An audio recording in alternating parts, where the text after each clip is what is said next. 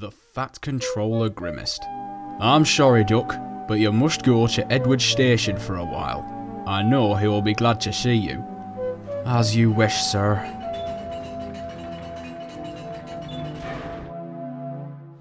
Duck trundled sadly away, while Diesel smirked with triumph. "Excellent," smiled Gordon, breaking the silence. "Good to have that sorted. Diesel, be a good fellow now and fetch my coaches." "Why, of course," purred Diesel quietly. "You three need some peace and quiet after that ordeal." And he scuttled away. "And do it properly," retorted James. "He needs all of his coaches, not just some of them."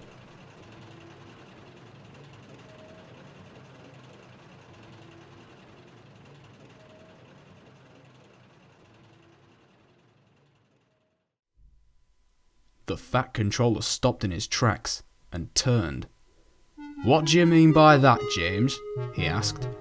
"Well, sir," began James.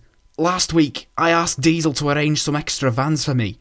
I told him to get the vans on the far side of the yard, and he didn't. Getting them myself made me late." The fat controller nodded thoughtfully.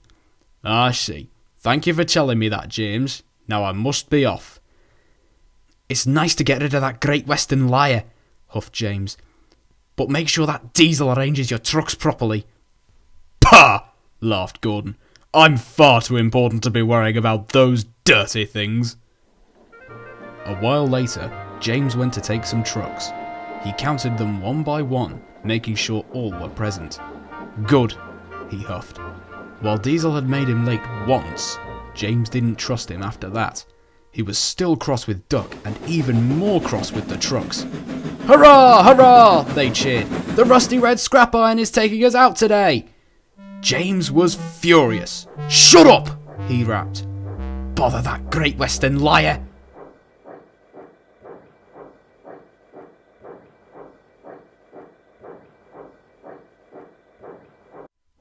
By the time James arrived back at the shed that night, he was tired, grumpy, and very agitated.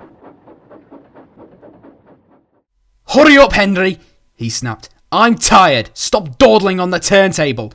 "I'm not dawdling! The turntable isn't working properly!" retorted Henry. "And anyways, I've had a worse day than you, no doubt. The trucks were—" Yes, get off first then, cry me a river!" interrupted James. Henry backed down into his berth, seething crossly. "As I was saying," he went on, "I heard the trucks in the yard talking about me. They said I was late earlier because I stopped in a tunnel for a rest. I did no such thing," he fumed. James was furious. "It's that Duck again," he flared angrily. "First name calling, and now he's starting to tell lies about us." Diesel was lurking nearby. He listened carefully and snickered. James was still grumpy a few days later. "Are you sure these are all my coaches?" he asked Diesel rudely.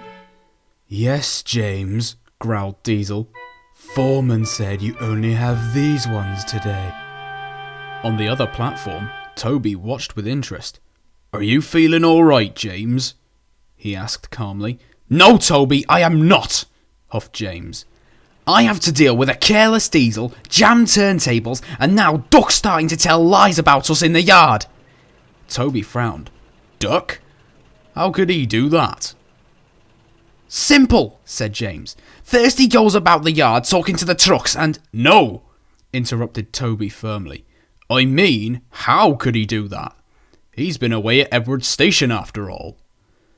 "Well, James hesitated. He wasn't sure what to say. I haven't time to waste with you, little Toby. I must be off." And he bustled away. "Diesel," called the fat controller sternly. "A word, please." James didn't know what to think as he puffed along the line. Secretly, he was feeling rather perplexed. As he stopped at Edward's station, he spotted Duck in the sidings. "Horrid engine!" he shouted rudely. Duck felt hurt. Edward smiled. Never mind him. I know you aren't horrid, and so does the Fat Controller. You wait and see. Why don't you help me with these trucks?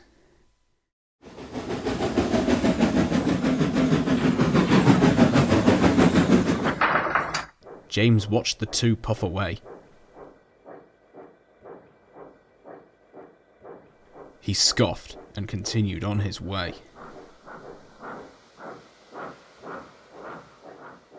James stopped at the next station a while later. He was glad to have a rest, but it didn't last long. "Everyone onto the platform, now!" shouted the station master frantically. "What's going on?" asked James, annoyed. "There's a runaway coming. We've got a chance of stopping it, but only if you get clear of the points. Quickly!" James reluctantly began to move off. The sound of a train fast approaching immediately changed his mood. "It's up to you now, Duck!" called a driver in the distance. "Oh, horrors!" cried James. He got clear of the points just in time.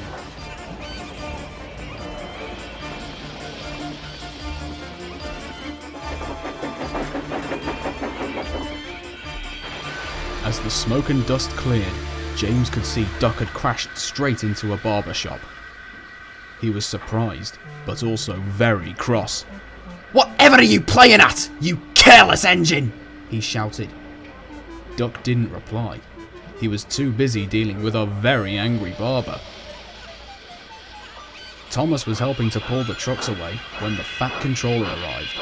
Nearby, James could hear the commotion inside. "I appreciate your feelings," said the Fat Controller, "but you must know that this engine and his crew have prevented a serious accident. It was a very close, shave." "Oh," said the barber. "Oh, excuse me." "Oh, indeed," said James aloud. He looked over at the trucks again. He knew just how difficult they could be. He looked over at Duck again and smiled. A week later, the Fat Controller addressed his engines. "As you know, I sent Diesel away in disgrace, and Duck has been repaired at our works. As for the rest of you, I hope you've all learned a valuable lesson about jumping to conclusions before knowing the truth." The three big engines looked ashamed. "Alongside hard work," the Fat Controller declared, "it is important that my engines are true, honest, and forgiving. And now," he smiled, "I would like you to welcome home our dear number 8, Montague, better known, of course, as Duck." Duck rolled off the turntable to a chorus of whistles. James, in particular, whistled loudest of all.